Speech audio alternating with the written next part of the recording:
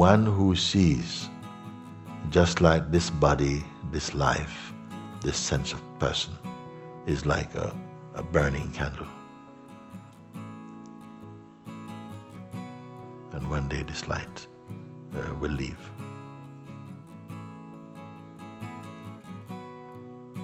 The light is now manifest in there, then it will be unmanifest. Something knows that and knows that does not pertain to me. It sees. Now, one important thing in seeing this, when it's wise enough, ripe enough, mature enough to come to that realization, it is not cynical about the world. Because you would think if something recognized, but all this is not true. Not the tree is not true, not the river is not true, but what I take them to be, that relationship is imaginary. Each of us have an imaginary relationship with the world and believing it to be a fact. So it's good when we are together because other people have a different view, different feeling about it. And so something challenges, whoa, maybe, you know. And that is necessary for us to have doubt and to question our perception that we are calling a fact, to see that in fact it is a fiction. When you come to see that, maybe you experience a kind of depression, like, my world doesn't work. It doesn't work in that way. Because something is looking for something eternal, but in the field of the time bound. Is there that which is eternal?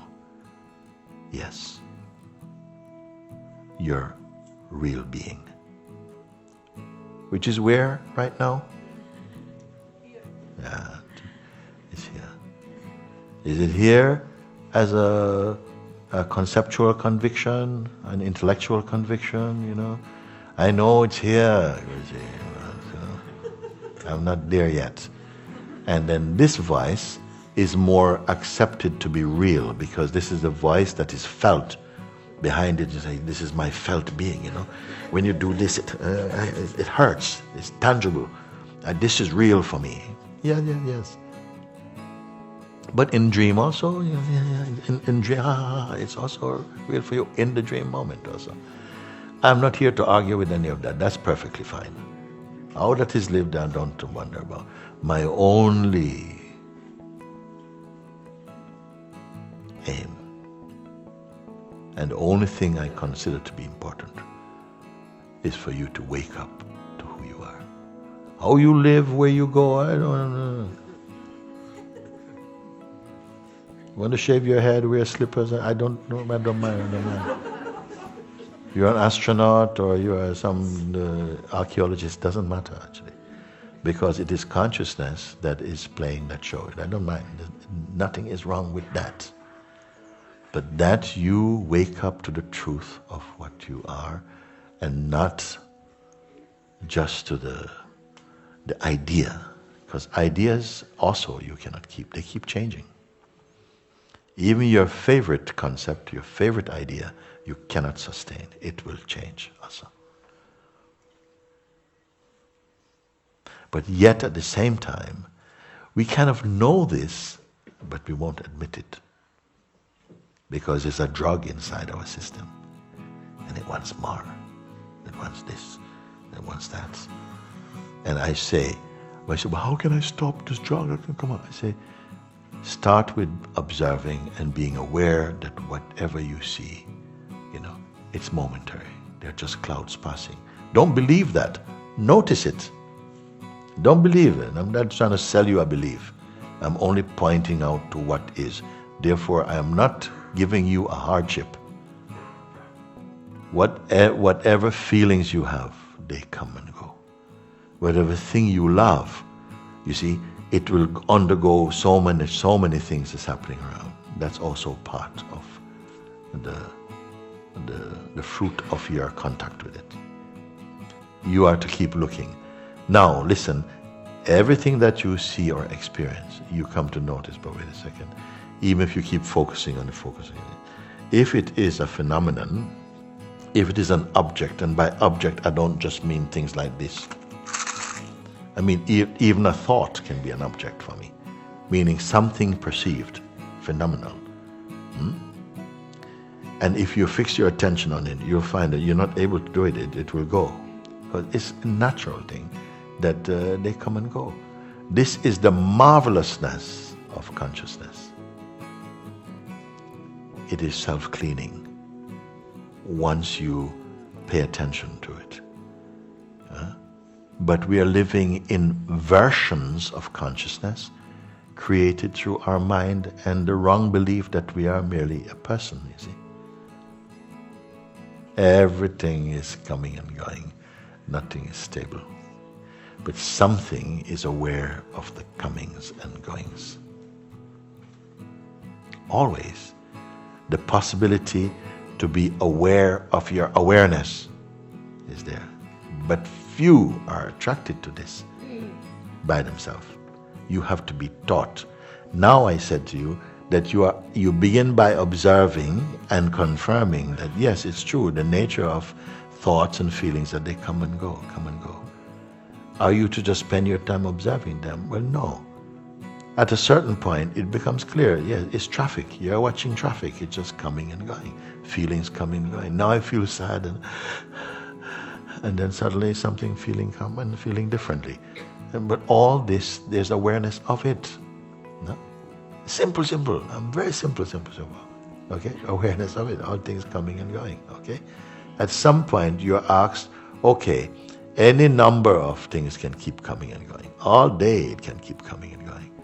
But that which is aware, the space of awareness in which all these things manifest and are perceived, put your attention to that. Is that moving? In it, all these things are coming and going, moving up and down, coming and going. But that which caused them to be perceived, and in which they exist momentarily, is that coming and going? Is that moving about? Relative to that, to what's happening here, that which is perceiving them, in which they are perceived or observed to be coming and going, that is not coming and going. We are together in this page? Does it have any qualitative interest in what is seen? Be honest now, be honest. No? Like there's coming and going, and at some point you're staying out of it, and then something comes like, like some relationship, and suddenly, whoa, you're going as well too with that. Then it is possible, because it is possible that the weakness initially when you see is looking and says, yeah, no, not this, not this. Ooh. So if in the weakness one comes the moment when something is felt, interest is there, that is fine. Don't argue. Interest is there. Then it means that weakness is not entirely pure. Not entirely pure of associations. Yes? If that is seen, although it's more stable than the traffic it's watching, it is also a bit, I'll say, contaminated. It also has a reflection of what it is perceiving is living in itself. So if that is seen, that weakness also becomes phenomenal. You see? And just becomes another thing is observable. Now at this level of observing, something is taken out. Something personal was caught in the introspection and then merges with other things which are perceivable. Now what is left now? The manifestation may still keep happening, but the magnetism towards any particular phenomenon is not happening. It's like there's a seeing, but there's not any real emotional connection with what is arising. Now it may come some fear like, whoa, I'm losing my feeling and my compassion for the world. Then that is also seen. And you must decide then, will this be purchased? Because if this thought is purchased, then immediately it pulls you again into a shape. Do you follow this? Maybe you are going to have to listen to this talk again and again, and it will be up for your listening. Because if you follow and you follow, you will see again a thought come or feelings come, and it's a sensation, and something may say, wow, yeah, wow, I've really changed, because this used to bother me before. And you see, slowly you want to go back into the shape of an historical identity. It's very subtle, but this is when you recognize, but this is also observable, then you don't buy it. So attention is the most intimate reporter. It goes contact, you say, yeah, I went there, and you see like this attention. So, but something, a power is in you that can recognize that my attention is restless at the moment. So it observes restless attention. My attention, you really got my attention right now. So something is aware of attention being quite acute and very, very stable. So that which watches attention then, are you aware of this power in you? That can even say, my attention is unstable right now. Could you repeat? My attention is jumping about, Or you can call this attention and mind the same thing. Or even your person. Yeah, I'm not able to concentrate, I'm not able to hear what you're saying right now, Mooji. And why? Not because the English is not good enough, it's not that. No. It's something doesn't want to hear. But then something else is saying, no, but I want to hear. How many is in that house? I don't know. Okay? So something is there. Could you repeat? Yeah, I say, yes, okay, let's look at that. So you say, my attention goes to whatever sensation come, and the attention is strongly pulled there. Then I say, but is that not also seen? Yeah.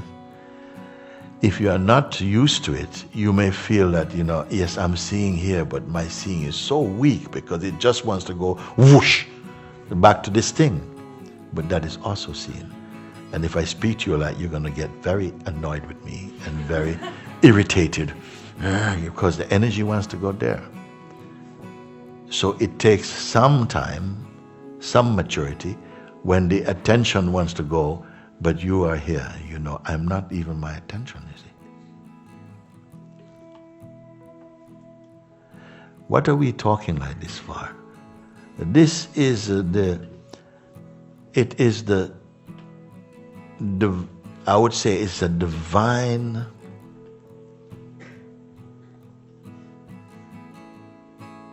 introspection into the nature of consciousness. That is not merely theoretical, it's not mental. It's a delivering room. Because if you understand, you will not have, I'm not giving you any spiritual gymnastics, just in your understanding. And misunderstanding will vanish. If you don't understand, you may have to do a lot of sadhana, meaning a lot of things and trying to, a lot of things. But if you understand, even without moving 1 millimeter somehow inside, the consciousness is cleaned. I put it to be the highest.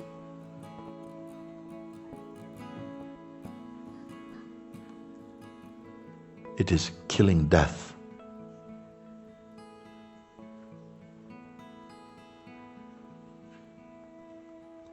Because it exposes illusions as illusory in the face of that which is timeless and imperishable. That is what is taking place.